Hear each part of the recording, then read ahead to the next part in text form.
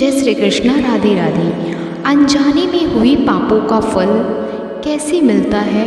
यह बात सत्य है कि कर्म फल से कोई नहीं बच सकता। कर्म आपका दिखने में तो बुरा हो सकता है, परंतु अगर आपका उद्देश्य और आपकी नीयत सच्ची है तो फल भी आपको सच्चा और अच्छा ही मिलेगा। जिन कर्मों का फल वर्तमान में नहीं मिलता, उसे भोगने के लिए वह आत्मा नया शरीर धारण करती है और अपने नए जन्म में अपना फल भोगती है। इसे ही कहते हैं कर्म का सिद्धांत। तो आइए जानते हैं एक राजा की कहानी से इसी कर्म सिद्धांत को एक कहानी के माध्यम से समझते हैं। बहुत समय पहले की बात है, एक राजा राज्य करता था। वह राजा एक दिन अपनी जन्म पत्री पढ़ रहा था। पढ़ते पढ़ते उस राजा को ख्याल आया कि जिस समय मेरा जन्म हुआ होगा उस समय कितने मनुष्यों का जन्म हुआ होगा, लेकिन वह सभी मेरी तरह राजा क्यों नहीं बने। राजा हर दिन हर समय इसी प्रश्न का उत्तर ढूंढने में लगे रहते हैं, लेकिन उन्हें इसका उत्तर नहीं मिल पाता है। अपने प्रश्न का उत्तर पाने के लिए राजा अपने राज्य में बड़े बड़े बुद्धिमान व्यक्तियों को बुलाते हैं। राज्य में सभी बुद्धिमान व्यक्ति एकत्रित होते हैं। वह सभी यह सोच में होते हैं कि राजा ने उन्हें क्यों बुलाया है।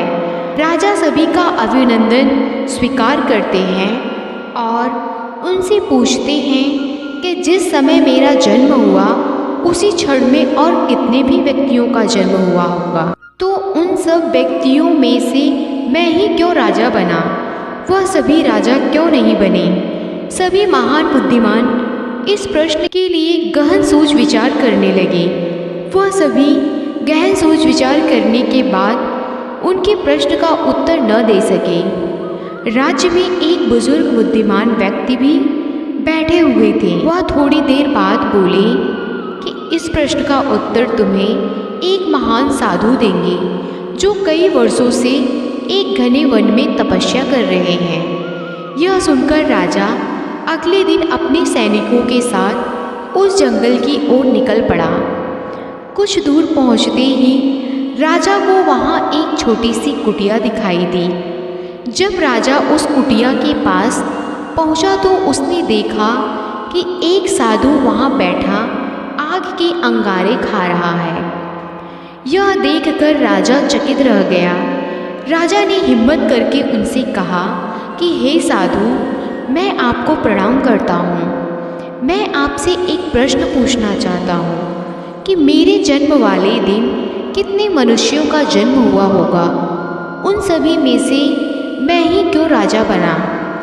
साधु यह प्रश्न सुनकर बोले कि हे राजन, मैं तुम्हारे इस प्रश्न का उत्तर नहीं दे सकता।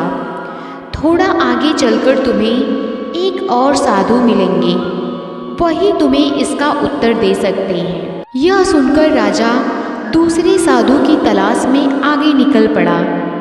थोड़ा आगे चलते ही राजा को साधु दिखाई देता है और वह साधु मिट्टी खा रहा होता।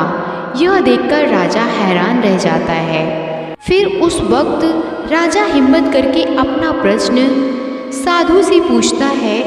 फिर साधु क्रोधित होकर बोलता है कि तुम जल्दी से यहाँ से चले जाओ। मेरे पास तुम्हारे इस प्रश्न का उत्तर नहीं है। परंतु वह साधु उसे एक लड़के के बारे में बताया और कहता है कि तुम उसके पास जाओ, तुम्हें अपने प्रश्न का उत्तर जरूर मिलेगा। तो राजा उस लड़के की तलाश में आगे बढ़ने लगता है। ढूंढते ढूंढते वह राजा एक गांव में जा पहुंचा। राजा को थोड़े समय बाद वह लड़का मिल गया। वह बहुत ही बीमार था। राजा ने उस लड़के से अपना प्रश्न पूछा और लड़का बोला कि राजन, हम पिछले जन्म में 4 भाई थे। एक बार हम चारों भाई किसी जंगल में भटक गए थे और हमें वहाँ कई दिन हो गए थे। हमारे पास केवल जरा सा आटा पड़ा था और उसकी हमने रोटियां बना ली थी। जैसे ही हम वह खाने लगते हैं, हमारे पास एक बाबा आते हैं। वह बाबा बहुत भूखे थे, वह हमसे भोजन मांगते हैं। ऐसे में मेरा बड़ा भाई बोला कि यदि हमने आपको यह भोजन दे दिया तो हम क्या अंगारे खाएंगे। दूसरा भाई बोला कि अगर हमने भोजन दे दिया तो क्या हम मिट्टी खाएंगे। अब जब मेरी बारी आई तो मैंने भी रोटियां देने से मना कर दिया। परंतु राजन, तुम बहुत दयालु थे। तुमने अपने हिस्से का भोजन उस बाबा को देकर उसका पेट भरा और तुम्हारे इस पुण्य के कारण तुम इस जन्म में राजा बने। रास्ते में जो तुम्हें अंगारे खाते हुए और मिट्टी खाते हुए साधु मिले थे, वह दोनों तुम्हारे भाई थे। तुम्हारा तीसरा भाई मैं हूँ, जो इस समय मौत के मुंह में हूँ। हे राजन, इसी प्रकार हम सभी भाइयों को अपनी अपनी करनी का फल मिला है। राजा को यह सुनकर अपने प्रश्न का उत्तर मिल जाता है। और दूसरी कहानी, कर्मों का फल कैसे मिलता है। एक समय की बात है, एक प्रतापी राजा था। उसने अपने राजमहल में ब्राह्मणों के भोजन का आयोजन किया और यह आयोजन उसने अपने बाग बगीचों वाले स्थान पर रखा था। इसलिए रसोइया भी उसी स्थान पर जाकर भोजन पका रहा था। उसी समय आकाश से एक चील आया। उस चील ने अपने मुंह में एक सर्प को दबाया हुआ था और जब वो चील उस बगीचे के ऊपर से जा रहा था, उस समय उस सांप ने उस चील को डसने की कोशिश की, जिसके कारण जहर की कुछ बूंदें उस बर्तन में गिर गई जिसमें ब्राह्मणों के लिए भोजन पकाया जा रहा था। लेकिन उस रसोइये को इस बात का पता नहीं चला। उसे जरा भी आभास नहीं हुआ कि जहर की बूंदें इस बर्तन में गिर गई है। फलस्वरूप वो सारा भोजन जहरीला हो गया और यह भोजन ब्राह्मणों ने खा लिया। तो जहरीला भोजन करने के कारण सभी ब्राह्मणों की मृत्यु हो गई और एक साथ इतने ब्राह्मणों की मृत्यु हो जाना कोई अच्छी बात नहीं थी और यह तो घोर पाप हुआ। अब भगवान के सामने यह प्रश्न उठा कि इस पाप की सजा किसको दी जाए। उस राजा को जिसने इस भोजन का आयोजन किया था, लेकिन उसे तो पता भी नहीं था कि भोजन में जहर है, या उस रसोइये को जिसने वो भोजन बनाया था, परंतु वो भी इस बात से अनभिज्ञ था कि यह भोजन जहरीला हो चुका है। तो क्या सजा उस चील को दी जाए जो उस सर्प को लेकर वहाँ से निकला, या फिर सजा उस सांप को दी जाए जिसने आत्मरक्षा के लिए उस जहर को उगला। तो यह बड़े असमंजस की स्थिति बन गई कि आखिर इतने बड़े घोर पाप की सजा किसको दी जाए।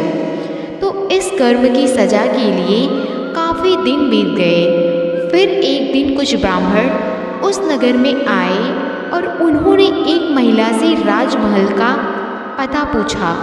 उस महिला ने राजमहल का पता बता दिया, लेकिन पता बताने के बाद उस महिला ने उन ब्राह्मणों से कहा कि आप जा तो रहे हैं राजमहल, लेकिन थोड़ा संभल कर जाना, क्योंकि ये जो राजा हैं ये ब्राह्मणों को भोजन में जहर मिलाकर देते हैं।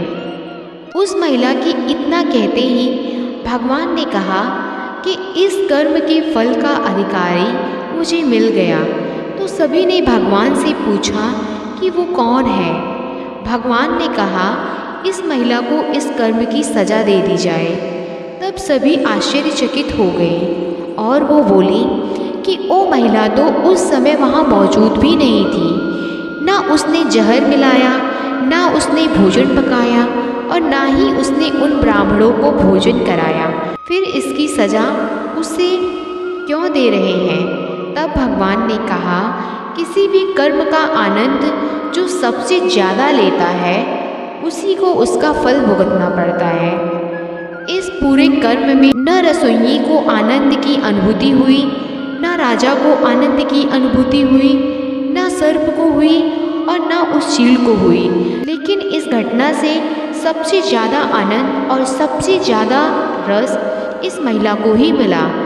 इसलिए इस कर्म की सज़ा इसे भी भुगतनी पड़ेगी। इस कहानी से क्या शिक्षा मिलती है? इस कहानी से हमें यह शिक्षा मिलती है कि कर्म के फल की व्याख्या इतनी आसान नहीं है। शब्द ही हमारे कर्म हैं। हम जो काम करते हैं वो तो हमारे कर्म होते ही हैं, लेकिन जो हमारी किसी के प्रति भावनाएं हैं वो हमारे कर्म हैं। हमारे विचार ही हमारे कर्म हैं। अगर अपने अपने विचारों पर नियंत्रण करना सीख लिया तब आप एक महान इंसान बन जाते हैं। जब आप अच्छा सोचते हैं तो आपके साथ अच्छा ही होता है और वो होता ही रहेगा। इसलिए दोस्तों, किसी के भी बुरे कर्मों की आलोचना नहीं करनी चाहिए। गरुड़ पुराण के अनुसार व्यक्ति अपने कर्मों के अनुसार या तो स्वर्ग में जाता है और या नरक में। नरक के बारे में गरुड़ पुराण में लिखा है कि नरक 36 प्रकार के होते हैं, जिनके अंदर पापी व्यक्ति की आत्मा तरह तरह की यातनाएं मिलती हैं। इन 36 प्रकार के नरकों में से 10 मुख्य नरकों के बारे में गरुड़ पुराण में लिखा है, कर्मों का फल भोगना ही पड़ता है। इस कहानी से हमें यही पता चलता है कि हम जो भी कर्म करते हैं, चाहे वो सही हो या गलत, हमें एक दिन भोगना ही पड़ता है। जिंदगी अगर हंसाए तो समझ लीजिए कि अच्छे कर्मों का फल मिल रहा है, और जिंदगी अगर रुलाए तो समझ लीजिए यह भी आपके कोई बुरे कर्मों का फल मिल रहा है। कर्म तो हम सभी करते हैं। अच्छे कर्म करेंगे तो अच्छा फल मिलेगा, और अगर अच्छे कर्म नहीं करेंगे तो बुरा फल ही मिलेगा। यह तो कर्म हम करते हैं, अच्छे या बुरे, ये हमें कभी छोड़ते नहीं हैं। हमें इनका फल आज नहीं तो कल जरूर मिलना होता है। लेकिन कई बार जब हमें बहुत दुख मिल रहे होते हैं तब हम बोलते हैं कि हमने तो कोई बुरा कर्म नहीं किया, हमने तो किसी का कभी बुरा किया ही नहीं, फिर हमें क्यों इतने दुख मिल रहे हैं। लेकिन दोस्तों, हमने कर्म किए जरूर होते हैं। अगर हम इस जन्म में नहीं किए तो पुराने जन्म में किए होंगे, और पुराने जन्म का याद नहीं होता। हम इंसानों से तो चालाकियाँ कर सकते हैं, लेकिन उस भगवान से नहीं। कर्मों का सिद्धांत बड़ा ही सरल है। जैसा आप किसी को दोगे वैसा ही आपको वापस मिलेगा। तो अपने मन से फैसला कर लीजिए कि आपको क्या चाहिए। अगर आप इस ब्रह्मांड को सकारात्मक ऊर्जा दोगे तो आपको भी सकारात्मक ऊर्जा ही मिलेगी। उम्मीद करती हूँ आपको यह कहानी पसंद आई होगी, अच्छा लगा होगा, आपने कुछ सीखा होगा। हमें कमेंट करके ज़रूर बताइए। धन्यवाद। वीडियो पसंद आया हो तो हमारे चैनल को सब्सक्राइब करना ना भूलें। मिलते हैं अगली वीडियो में, तब तक के लिए जय श्री कृष्ण।